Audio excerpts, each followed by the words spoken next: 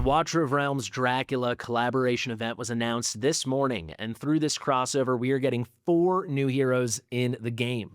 So in this video, I wanted to introduce you to all 4. I'm going to get right into it though, and I'm going to go pretty quick. Hey guys, Fasti from the future. I intended for this video to be like 25-30 minutes where I spent 5 to 7 minutes on each unit, but each one of these new Dracula collab heroes have such interesting and in-depth kits. Obviously, if you look at the timestamps, the video is much longer than that. I hope you stick with it until the end. This was a ton of work. Also, a big thank you to my editor, Mitchell, because this was a ton of work. I did a lot of research all day, so I hope you guys learned something. I hope you get excited for the event. And if you are, and if you want to stick around, please do subscribe to the channel. In the future, over the coming days, I will take a deep dive into each one of these kits with you in a video and show them in gameplay. However, right now, a few things are bugged, and I have a lot more research to do when it comes to gameplay, so I do not feel comfortable spotlighting that yet. But what I can do is break down every single kit, each part, and the awakenings, Count Dracula, Dr. Van Helsing, Lady Mina, and Vlad Dracula into this video. You're going to learn everything you need to know. I have tested all of them now. I was going to do this video earlier, but I didn't feel comfortable until I figured out what they meant by certain things. And I figured it all out, or I found bugs, or I found things that didn't make sense that I have reported. So without further ado, let's go down the list. Fastidious. Fastidious. Let's kick it off with the most confusing of the bunch, and potentially the strongest of the bunch, Count Dracula. So Dracula is coming to Watcher of Realms with 2 forms. We have this version, Count Dracula. This is the immortal bloodsucker we're most familiar with. And then there's the young Dracula. This is like Vlad the Impaler.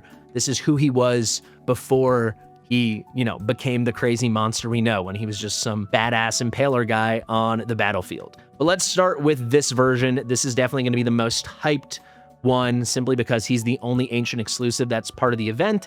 And he's really cool. One of the most interesting convoluted kits we have ever seen. And I actually want to start things off with his base stats, because he has one base stat, which is kind of mind-boggling, and that is his attack interval. So if you don't know, your attack interval corresponds to how quickly you can do basic attacks. And he has the highest attack interval in the game at 10.0 seconds, 10 seconds flat. So even with the build I have on him now, which is 452 attack speed, we can only bring that attack interval down to 5.4 seconds. I think the fastest you're going to be able to get him is like 4.8, maybe 4.7 seconds, but you'd be sacrificing other stats. I think this is pretty reasonable, pretty realistic, and this is important because as we get into the skills now, I want to show you the first part of his talent. It's very weird. Count Dracula cannot launch basic attacks autonomously. He can only launch a basic attack if one of his allies that he has placed a special effect he is able to do called Soul Rot. We'll talk about that in a second. He can only attack if one of the 2 allies, or maximum 2 allies he's placed Soul Rot upon, is attacking a target. When I first read that, I figured, okay, that's actually insanely cool. We can ignore attack speed, and he is going to attack the targets his Soul Rot allies are attacking whenever they attack. And when we look at his basic attack called Blood Covenant, he can only do it when an ally with Soul Rot deals damage to an enemy with their basic attack. Then he's going to launch in with a coordinated attack, dealing 200% damage. So to me, before I tested him, that read that an ally would go in with a basic attack, and whenever either ally with Soul Rot was going in with a basic attack, he would be joining in with an insanely hard-hitting move here. 200% damage on a basic is crazy. And if you get Lady Mina for his bond skill, that goes up to 240% damage. So the total damage from his basic attack, from his coordinated attack, goes up 20% total, from 200% to 240%. What we get instead in practice, once I tested it, maybe they'll change this, I don't know, but probably they won't, is something very different.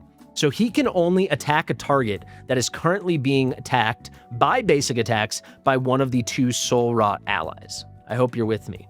However, he will attack at his own sweet speed. He will attack at the attack speed you've built upon him, right? At the attack interval you've whittled down from that 10.0 seconds using attack speed. So the hits are huge. I was seeing basic attacks in my initial testing from Dracula of numbers like 500,000 damage, 600,000 damage. But my God, are they infrequent. When you compare that to a unit that might have an attack interval after building attack speed upon them of 1.0 seconds, 1.6 seconds, 1.8 seconds, something like that, it really doesn't matter how hard he's hitting because he's hitting so infrequently. So it's kind of a wash in the end, and it is very confusing. I wanted to get that out of the way right at the beginning. I won't go this in-depth into every little minutia of every kit, but this was the number one thing that confused me here, and as of now, I do think I have it figured out. So let's get into Soul Rot a bit more. When Dracula is on the field, he will apply Soul Rot to 2 allies, and it will be those 2 allies with the highest attack that are within 2 tiles of him. So in a 2-tile radius, if you can imagine a circle around him, right? A diameter of 4 tiles, 2-tile radius, you get what I'm saying. So what does Soul Rot do? A couple things, but if we talk about what's happening to the allies, this is pretty tricky. He is going to be draining their HP to 10% of the current HP they have per second. So if they were at 100% HP, they would go down to 90% and then 81% and then like 73%. And you get how it goes, right? It's 10% of the current HP, not the max HP. So it will never kill those units, but it really whittles down their health quickly because this is happening per second. However, he is also going to allow them to have their damage increase by 15%. So it's a trade-off. So if there's content where they're not taking damage, since he can't kill them, you're pretty good to go. So in the arena, it's basically just a damage boost. And as you're going to see, Soul Rot also helps him. But this is a major consideration, right? I think he will be very hard to use against bosses that deal like map-wide AoE damage because he's going to keep a lot of his units at low health. And even if you have a healer, your healer's going to get distracted by that. And from my testing, I did a little bit in Abyss 1. It does really mess some stuff up. But in other content, like I said, Arena especially, I think it's going to be really, really, really good.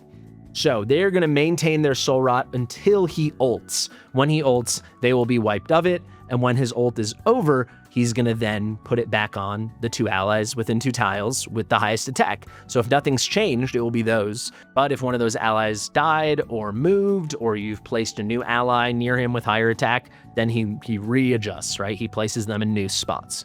Allies affected by Soul Rot are also going to help him because they grant him 1 stack of Soul Siphon every 2 seconds. And this can go up to 10 stacks. So if you have 2 allies with Soul Rot, they will both be giving him these stacks of Soul Siphon. So in 10 seconds, you could be at a max 10 stacks because he's getting 2 stacks every 2 seconds, 1 from each. What does Soul Siphon actually do? This is just a straight up buff for Dracula. It's going to increase his damage by 3% per stack, and he's also going to have his rage restored by 4% whenever he gets a new stack. So over those first 10 stacks, he gets his damage up to 30% and it caps.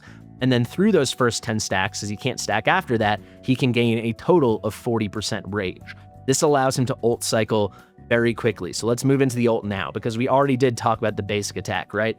This is that coordinated attack that hits really hard, especially with the bond skill, but is the slowest move you're ever going to see. So the ultimate is crazy. During the ultimate, he's going to absorb all of the Soul Rot effects, so he wipes those effects off of his allies, and then he deals 60% damage to 1 enemy unit in range 5 times.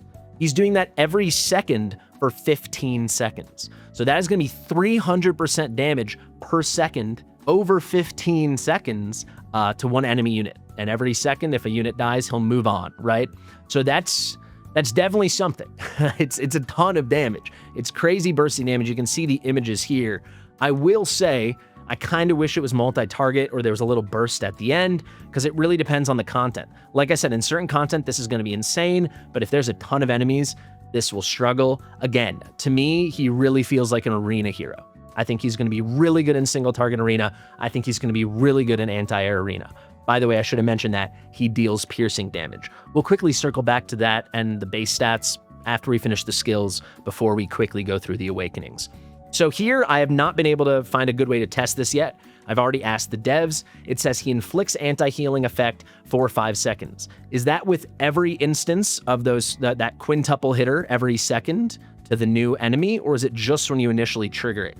It seems to me every hit based on the animation, but I couldn't find a way to test it out with a healer. But you can see that anti-heal purple cross coming up every time. It seems every second, every new 5-sum of hits is going to apply a 5-second anti-heal, so that is pretty cool. Additionally, though, he is going to cause HP drain equal to 15% of the current HP of him per second, and he cannot be healed. So he's draining his own HP now. Soul Rot has been wiped off, but he is going to have all his HP drained. Again, it is scaling off of current HP, not max HP, so he can't kill himself, but this will also ignore shields. So he can really whittle his HP down and make himself very vulnerable. That's why he's going to be really good in certain content and completely exposed in other content, just like he's exposing his allies in certain content. But other content, like in anti-air arena, you could hide a marksman behind him, or in single target arena, he could be hidden behind a tank or a tankier fighter or something.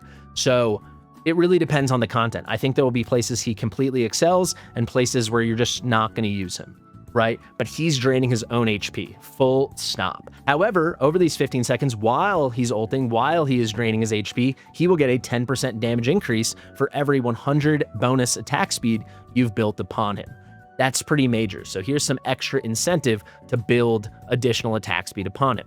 So let's say you built 400 attack speed on him, that is a 40% damage boost, and it's gonna take that, monstrously high, no pun intended, 10-second base attack interval and bring it down closer to something like 5 seconds, maybe a little under 5 seconds. I think with a very small amount of testing, we'll find the perfect attack speed for him, but for now, I'd be really surprised if it's not just 400 additional. I mean, a 40% damage increase is pretty huge. Finally, after the ultimate ends, he's going to consume all his Soul Siphon stacks. So likely by the time he's ulting, he has a full 10 stacks. So that is going to be 30% increased damage on top of the other damage increases here from the attack speed bonuses.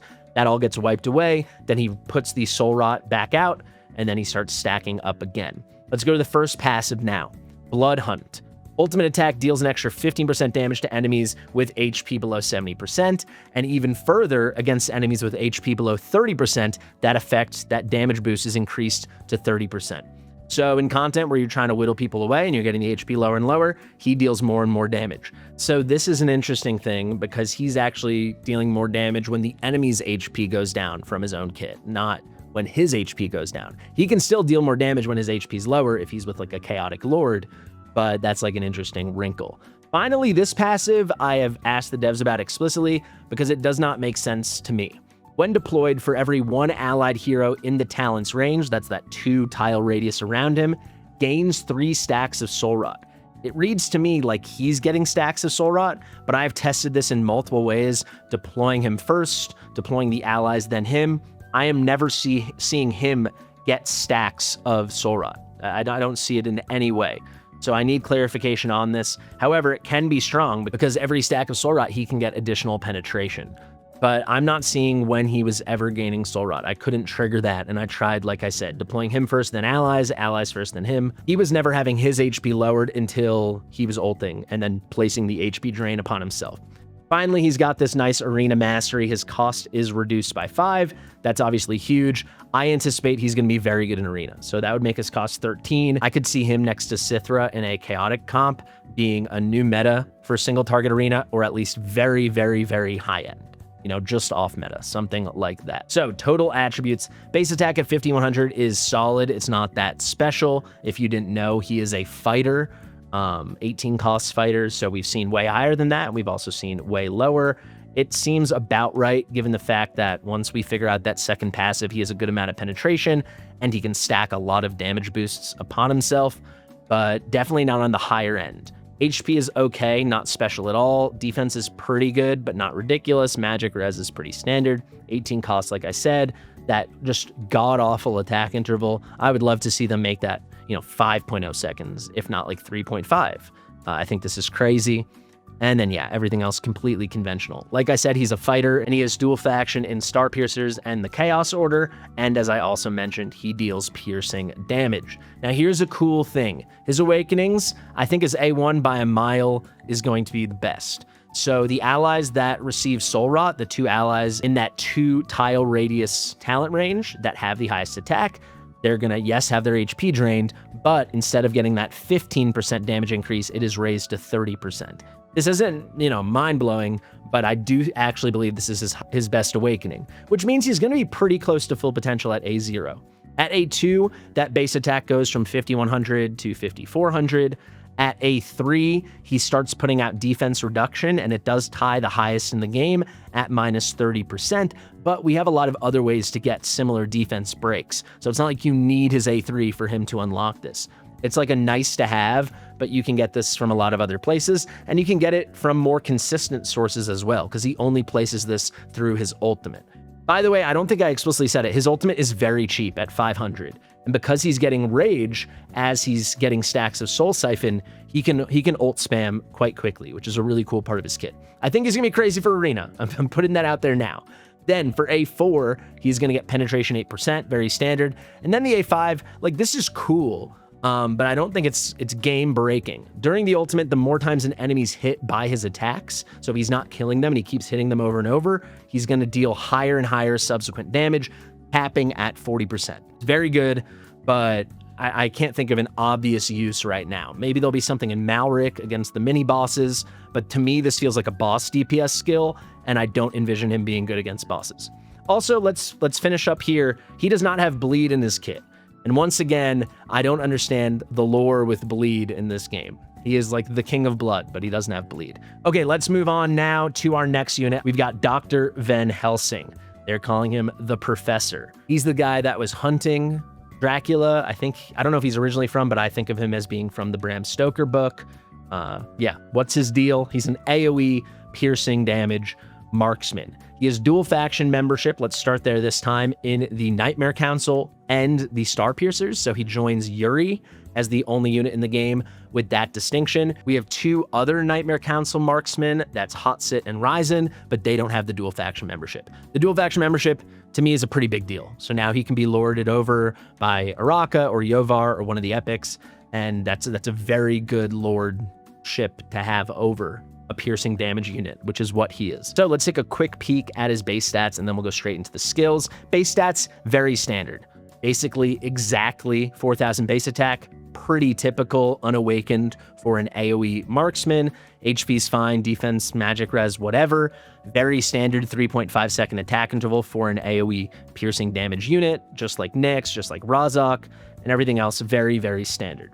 So if we go to the skills, he kind of shares a similarity to Kai. He doesn't share the crowd control prowess, but the way Kai can place his worm snares and then blow them up, he can inflict a mark or a debuff upon enemies called Mithril Shrapnel, and then he can blow that up. So let's start with the talent. Each basic attack he performs will load 4 Mithril bolts. After loading 12 bolts, so that's going to take 3 basic attacks since he's doing 4 at a time, every 3 basic attacks, he's going to trigger a special attack. He will fire rapidly all Mithril bolts at targets in the basic attack range. Let's click this. There's 2 important things here. These bolts are going to prioritize units that are not currently inflicted with Mithril Shrapnel. Each bolt, as you can see in this next part, inflicts Mithril Shrapnel. Mithril Shrapnel is a debuff. It is a mark that you're going to want to have in as many places as possible if you're using Van Helsing, so that is very good. However, the next part I don't understand. I think it could be read 2 ways, so I've already asked the devs about this as well. It says he's going to prioritize attacking targets not inflicted with the shrapnel, good, and then he reduces damage dealt to targets that are already inflicted with the shrapnel to 10%. So is this saying the damage instead of being 100% is 10%, so it's been reduced by 90%, or is this a typo and it should say it's reduced by 10%? Because if it's only going to be 1/10 of the damage, it's kind of a bummer. All in all, I don't think it's going to be that much damage. If we go to the next part, each bolt only deals 40% damage, but the only way these bolts are dealing good damage is if it's 90% of the total damage, not 10% of it. So if it is the latter and it actually is reduced to 10%, reduced by 90%, effectively, this is a move that only exists to place the Mithril Shrapnel debuff. Enemies carrying that debuff, though, Mithril Shrapnel, will be inflicted by physical damage vulnerability, and it's pretty solid, right? Because this is effectively an AoE since it's prioritizing units that are not already under the debuff. It will be increased physical damage taken by 20%. It's also lasting 5 seconds. Pretty solid stuff. If we take a look at the actual debuff and what else it does, Mithril Shrapnel over here, you can see effectively it's like an explosive he's placing on enemies. It's there for 5 seconds, and if in those 5 seconds you trigger an explosion, it's going to deal 150% AoE damage, piercing damage, to up to 5 nearby enemies, and the target that's wearing the debuff. Well, how do you trigger it? How does it explode? Well, you have a 30% base chance for it to explode when the enemy wearing it takes any damage from basic attacks or his giant axe. We'll go over his giant axe in a second. This can go up during the ultimate, as you're going to see, but basically you want to put this in as many places as possible, have him hitting enemies as much as possible, so you're going to want to build him with attack speed, and then you want to blow this up. Let's go to the basic attack now. Very simple, 5 targets. This is really standard, just like Razak, just like Kai, 120% piercing damage. Now, if we go to the ultimate, it is 900 cost, very good initial cost here at 700. He's got that same range, by the way, as Nyx and Razak and Kai. It fills out if you've got a Piercer Lord, since he's also a Star Piercer. When his ultimate, Silver Guillotine, is triggered, it's going to last 25 seconds, and over that period, he will gain 30% penetration. So he's going to inherently ignore 30% of defense, pretty good, and immediately he will trigger 1 talent special attack. This can happen regardless of how many bolts he's stacked up, and the bolts can keep stacking and you can still trigger the special attacks that way, but that's pretty cool. So he's going to open with a barrage of 12 bolts. He's going to put out a bunch of mithril shrapnel. Then, like I said, it lasts 25 seconds. During the ult as well, he will have his chance to ignite mithril shrapnel by using his axe, which we'll talk about as literally the next skill. He will have that chance increased to 100%. So whenever he does his axe, has a 100% chance he's going to blow up the mithril shrapnel, and you're going to get that splashy 150% AoE damage. Remember, if he hits multiple units, he can blow up multiple units, so you can have that splash damage happening in multiple locations. So it's pretty solid damage potential. Let's go to the axe now. Keen Insight. After each talent special attack is triggered, so every 3 basic attacks, he will additionally hit with 1 giant axe that will be triggered, and he's going to basically throw it forward. He deals 600% AoE piercing damage to up to 8 enemies around the farthest target in range. So as far as he can get it, the farthest target away from him, he's going to deal pretty nice AoE damage. Finally, Flame and Fury. The giant axe attacks come with an ability to execute. Any enemies under 20%, excluding elites and bosses, can be executed, so they will instantly die. Second part, this is an additional thing. Whenever any enemy is killed by the giant axe or by the mithril shrapnel explosions, then Helsing will have 50 of his rage restored. So it lets him ult cycle a bit faster. All in all, I think he's got pretty good damage potential. I see him as a good unit for stuff like Gear Aid 3, for Furious Torrent, and then of course I think he could have some pretty solid play in Matrix 1, the Spellbane phase, when you need physical damage. Let's very quickly go through the awakenings. The A1, whenever enemies take mithril shrapnel blast damage consecutively within 5 seconds, mithril shrapnel blast damage dealt to them will be increased by 20%. So if you can keep it going, if you get him pretty fast, you can deal a little bit extra damage from this. 20% doesn't sound like much, but it's definitely something. And since you can trigger multiple blasts at a time, this can definitely happen because many enemies can be wearing the mithril shrapnel. The A2 plus 300 attack, so it brings him up to like 4299, 4300. The A3, his ult now lasts 5 seconds longer, so it's 20% longer. It goes from 25 seconds to 30 seconds. The A4, some increase in damage. All damage is increased by 8%. And then finally, a pretty good one, but it's not game-breaking, and it's hidden away all the way at A5. During his ultimate, he will have his attack interval reduced by 30%. So all in all, it's a pretty cool kit. I think he has a lot of potential. I definitely want to test him out in Gear Aid 3. I definitely want to test him out in Matrix 1. Let me know if you have any other ideas. I think he could be really good. We just won't know till we test it out. Let's go now to Mina. She is our first ever dual faction member in the Star Piercers and the North Throne. We've never seen that combination before, and she's our first ever mage from the Star Piercers. She is also the Bond hero for both Count Dracula and Vlad Dracula. She's the first unit in the game to have bond skills with 2 different units. So she unlocks a bond skill for each of them, and each of them give a bond skill to her. I have not been able to test her out at all yet, besides looking at base animations, since she is bugged. The developers have asked us not to showcase her yet. I'm hoping they fix this in the next couple days, ideally tomorrow, because she is who I want to first make content on since she's the limited unit. I think she's got a ton of potential. Let's go to the base stats very, very quickly. She is very low base attack at 2,324, but as you'll see in just a second, she can have that increase by an incredible amount. Her base HP is way too low, but I guess it is what it is. Defense is pretty low. Magic res is through the roof. Cost is great at 14, and her attack interval is very strong at 2.0 seconds. Basically, they have designed her stats-wise as like a debuffer spammer mage. If you think of someone like Aeon or Laurel or Mari, it's similar stats to that, just in a legendary version. However, as you'll see from her passives and from her ultimate, she can kind of switch modes, and she takes this Phantom Dracula from the mirror, he replaces her, and she becomes this crazy physical piercing damage menace. Once we can test her, I can figure out how crazy, but there's a lot of potential here. There absolutely is. So let's go into the kit now. All of her basic attacks inflict a debuff called Blood Sigil, as well as a very solid 50% slow with a very good duration, 2.5 seconds. So she's going to become one of the best crowd control enablers in the game, if not the best, because she also has a crazy range that we'll go over in a second. This range can get a lot bigger. A lot bigger might be an exaggeration. It can get big. It can get significant.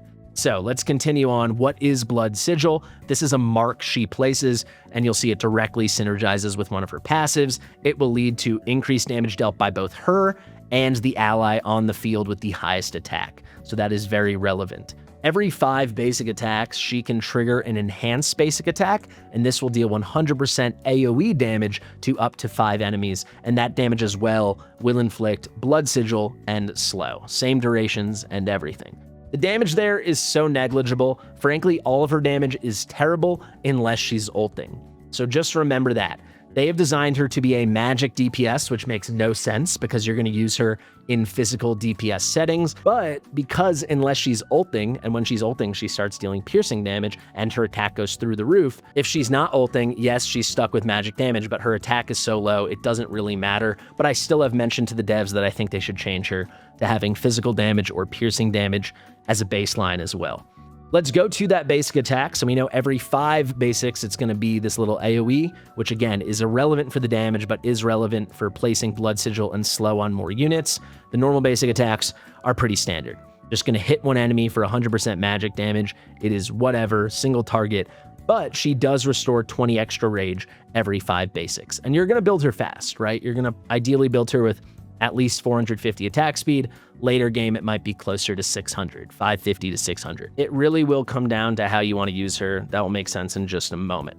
All right, so the ultimate. When she's ulting, it's 900 cost. It lasts 10 seconds. She will continuously inflict Blood Sigil once again, as well as Immobilized State, which is essentially a stun or a 100% slow. It just stops everyone in their tracks. She's going to continuously hit 10 units with that for 10 seconds. She then will transform into, as you're seeing right here, the mirror comes out behind her and she turns into Count Dracula. She's a phantom version of Count Dracula, and she will deal 220% piercing physical damage one time every 2 seconds to up to 5 targets.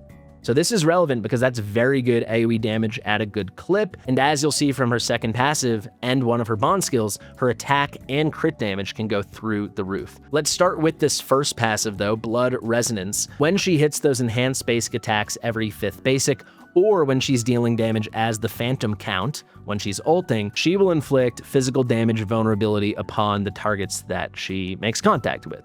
So this is going to be up to 5 units, as we know from both of those skills, and it is going to be a 25% physical damage vulnerability. So increased physical damage taken by 25%.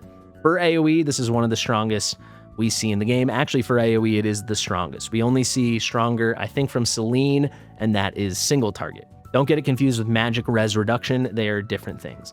That second passive, though, that I've talked about a lot, pretty spicy stuff.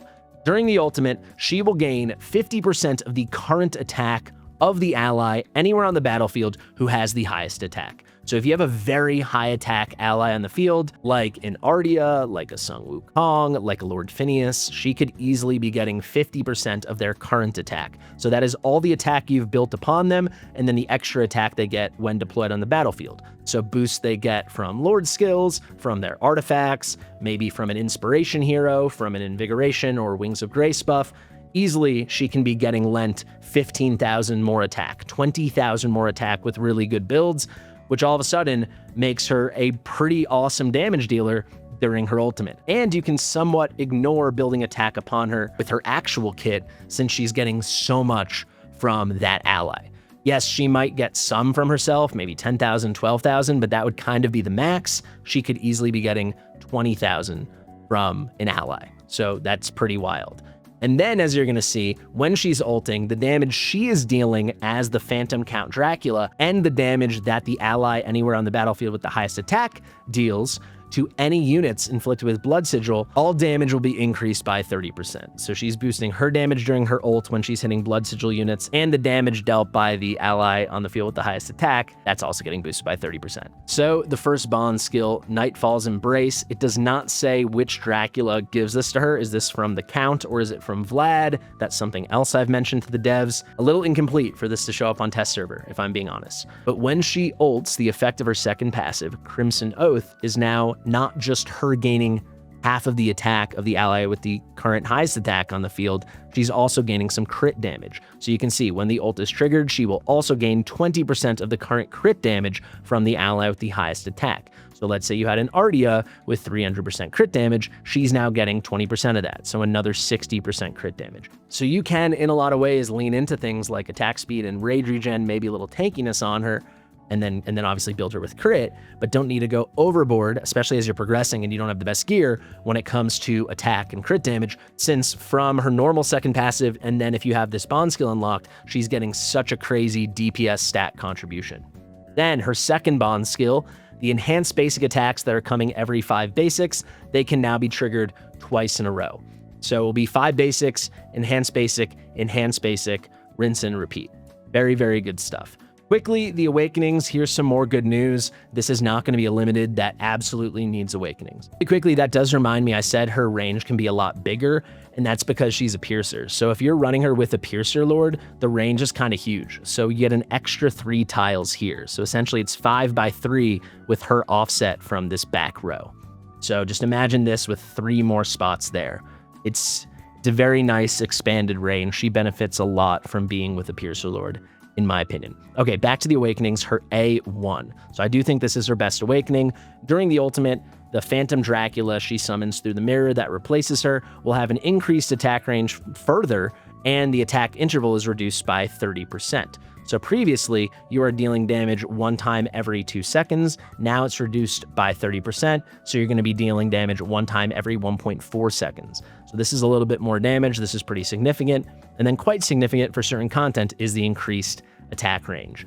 Now, this is pretty cool at A2, especially since I think she's going to be quite good in PvP, particularly Arena. Her cost is reduced by 2, so now her base cost goes from 14 to 12. And that's kind of where I think it ends for, like, if you're a huge spender, what Awakenings you need. The A3 is good, but it's kind of just good for spamming out more Blood Sigil and slows. But if you build her fast enough, you should have pretty good uptime on that already, unless there's a huge amount of targets. But for most things, I think you're okay.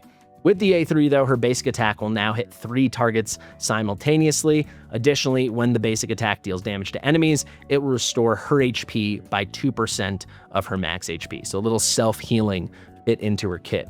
The A4, her rage regen off of her basic attacks is increased by 2. This allows her to ult cycle a bit faster. And then finally, the A5, when enemies inflicted with Blood Sigil die, they provide energy to Lady Mina. What is that energy? It is a stack of 4% increased attack. And you can stack this up to 5 times, leading to a 20% increase in her attack.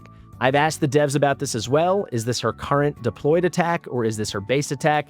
To be honest, guys, I think it's probably her base attack. So I just don't think it's gonna matter. If it's her current attack, so then she's getting a 20% increase off of that huge amount of attack lent to her from her second passive from Crimson Oath. That's really cool, but I'm thinking that won't be the case. Let's finish up with Vlad Dracula. If you guys made it to the end of the video, I appreciate you. Make sure you subscribe to the channel. I really like to take my time with this stuff. I know I don't always have the quickest videos when new stuff drops, but I do think I probably have some of the best research stuff and some of the more thorough examination. I wanted to make sure I understood everything before I made the video. So if you like this stuff, please subscribe to the channel. Very helpful. So Vlad Dracula, right off the bat, he is a cultist. Makes no sense. It really makes no sense, and I've directly reported that to the developers. I actually really like his kit. He is one of my favorites, if not my favorite of the bunch, because he's so unique, and I actually think in a lot of ways he's really well designed, but he makes no sense as a cultist. Why is that? Well, he's basically a physical damage tank, right? In a lot of ways, he is a defender tank kind of guy, and that's how he's designed, and he's designed in that way very well. But when he's a cultist and he's dealing normal damage, it doesn't make sense. Like, he would have a really, really cool high potential kit for something like Matrix, but because he's a cultist and you can't use him basically in the bulwark mode, I feel like your hands become somewhat tied. So right off the bat, if they want to keep him a cultist, give him dual faction membership in like North Throne or Starpiercer or Watchguards, something like that. But I don't get that part. The rest of his kit, I kind of get, and I kind of love it. Let's start with the talent. His damage scales off of HP. From my initial testing, his damage is good. It is not great, but the damage is basically gravy because I do think the tankiness of his kit and his ability to essentially be a mobile defender because he is a tactician, I think it's really strong. And that's another unique thing. He's a unit that deals damage off of HP, and he's our first tactician that's like functionally a mobile tank, right? It's a very cool kit that he has. He will continuously inflict War Frenzy on any blocked enemies. And if you want to know about his block, he has a base block of 3. Let me show you those stats now, which, like you know, is kind of like the tank base block. So he's a base block of 3. And I'll show you the other stats. Pretty high HP, not crazy, but nearly 25k. Very good defense. You know, this is better than some legendary tanks. It's worse than others, but all in all, very good defense. Solid magic res resistance, a very standard legendary tank cost of 19, and a very good attack interval, which is relevant to his kit. You'll want him fairly fast. So everything else very standard. But that 3 base block tells you right away, okay, he's kind of like a defender. He's kind of a tank. He's a combination of a tactician and a defender. So he's continuously inflicting War Frenzy on blocked enemies. He has 3 base block. From his exclusive artifact, you get another block, so that's 4. And when he ults, you get 2 additional block. You can see that here, increases the hero's block by 2. So he can block up to 6 units at a time. And that is very relevant to a lot of his kit. So anyone who's blocked by him will have War Frenzy placed upon them. What is War Frenzy? Well, War Frenzy is a buff.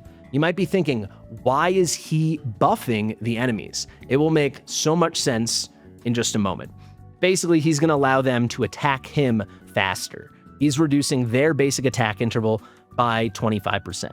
So let's say they had a base attack interval of 2 seconds. Now they're attacking him every 1.5 seconds. So he's getting hit more often.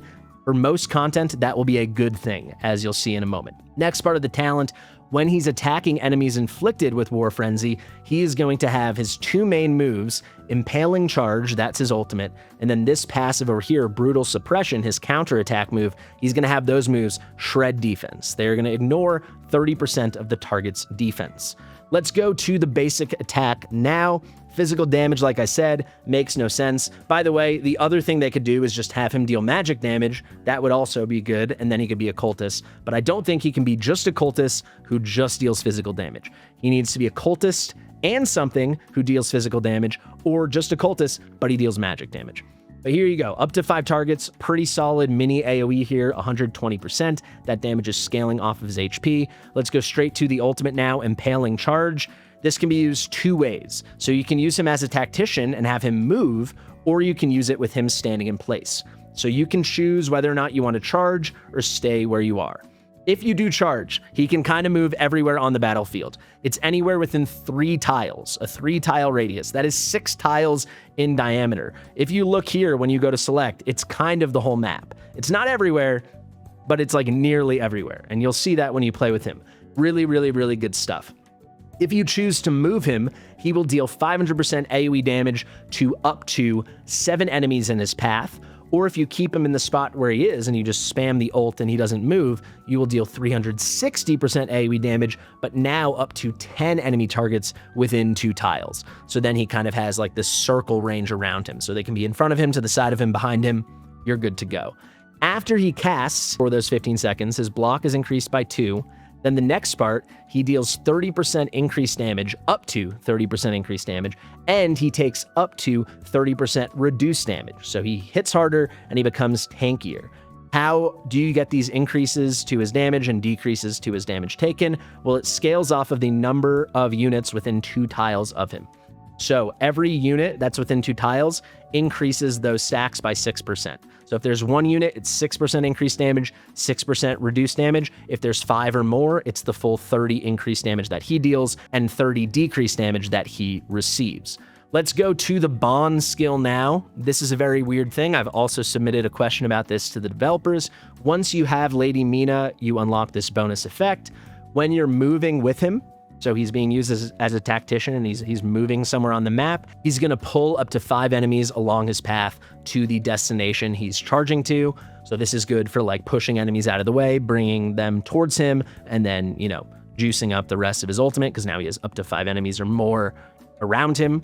So he gets those stacks. Or, this is the weird part, if you cast it with him in place so he doesn't move, it says he inflicts stun on targets for 1 second while dealing AoE damage. Now, I think there's a visual bug here, or this is just really weak.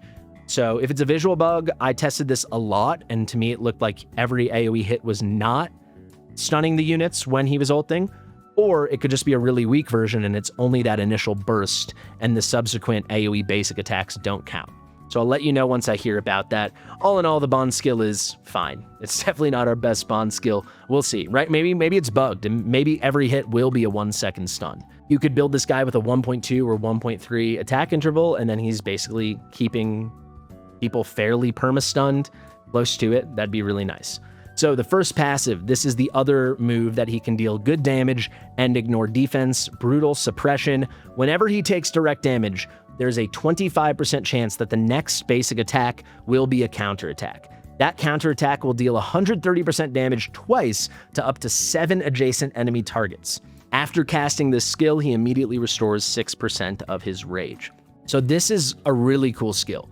Yes, there's some randomness, there's some RNG to it. It can only be triggered 25% of hits, but if he's blocking a lot of enemies, 5 or 6 enemies during his ult, depending on the artifact, he could be taking a lot of frequent direct damage from enemies. And remember, he's making his enemies hit him faster. So that's another benefit. I said it would end up being a good thing that he's buffing enemies, more opportunities for him to trigger this pretty big hit and get more rage. The last part of the passive, though, is the main reason you want him getting hit all the time, and I think this is why he's so good. This is a crazy move. So Undying Spirit, there are 2 parts to it. Whenever he's blocking an enemy, he will increase his HP by 3% for 15 seconds. This stacks up to 5 times. A lot of the times he's blocking 3, 4, 5, 6 enemies. So if he's blocking a lot of enemies for that time and for a long time, he will have his HP increase continuously by 15%. This makes him tankier and it makes him deal more damage. The second part, though, is the wackiest part of all. When he's taking direct damage from any unit inflicted with War Frenzy, aka any of the units he is currently blocking, right, he will be healed. And he will be healed by 3% of his HP. Now, he could be getting hit by 5 units at a time, so he's going to be healing himself by 15% of his HP. I tested him in normal PvE content, and he was healing himself by more than the damage they were dealing him. So he was just permanently at full health. Now, I immediately thought this could be really good in Matrix, if somehow you could make it so he was blocking Zerbis, but I don't think that's a thing. But it is pretty amazing how well he can tank. He's going to be an unbelievably good tank. I think he has so much potential for defense in GVG. And I'll tell you, the one thing that's guaranteed for Hellfire Emperor for Tank Codex, he will be phenomenal. I'm very high on this guy. I want to get some clarification, but I really like what they've cooked up here. And I think it's pretty cool. This is our first tactician that's just himself. He's just walking around on the battlefield. He's not on a horse. He's not riding anything. So let's go to the awakenings now and let's wrap this thing up. I'm sorry the video was so long. Like is the theme with a lot of these guys, the A1 might be his best awakening. He's going to reduce his basic attack interval by 5% for each enemy within 2 tiles of him that is inflicted with War Frenzy. Pretty cool stuff, right? So anyone that he was blocking, place War Frenzy on, that's close by, he's gonna cut his own attack interval, right? So he's getting faster. And that's good for a lot of reasons, right? It's gonna scale really nicely in his kit. This reduction in base attack interval can be up to 25%. So in general, the more often he's blocking 5 or more enemies, the better. Now the A2, he's gonna increase his HP by 1200, more tankiness, more damage, that's great. It also reminds me, I know I didn't show you everyone's artifact, we'll do that in the deeper dives for each character in the full guides, but his artifact, kinda crazy, he can inflict War Frenzy upon himself. So like his A1 can make him faster, this can also make him faster. Whenever he triggers his counterattack move, Brutal Suppression, he will put War Frenzy on himself for 2 seconds, so he's also getting faster. The A3, each trigger of Brutal Suppression, speaking of the counterattack move, is going to increase the damage of the next one by 10% if it is triggered within 5 seconds. This effect stacks up to 30%. So this is good when he's blocking a lot of units and getting hit very frequently. Again, it synergizes with his ability to speed up the rate that the enemies are hitting him. The A4, penetration plus 8%, he can deal a little bit more damage, he's ignoring defense. And then finally, the A5, he additionally restores 2% HP to himself for every 1 enemy that he hits with Brutal Suppression. Remember, Brutal Suppression, his counterattack can hit up to 7 adjacent enemy targets, so he can heal himself for a maximum of a 14% max HP burst. All in all, he's a really good tank. I'm really excited to see what people end up doing with him, and I'm looking forward to more clarification from the developers. There you go, guys. I know this was a really long video. Like I said, these are not the simplest kits. That's kind of why I wait to post these videos, because I spend a nice chunk of the day testing them and reading each skill over and over. Let me know if you have any questions or any more things you want me to ask the developers. Thank you so much for watching. Subscribe to the channel. I've been Fastidious. Share with your mother, and I'll see you real soon. Whew. Goodbye.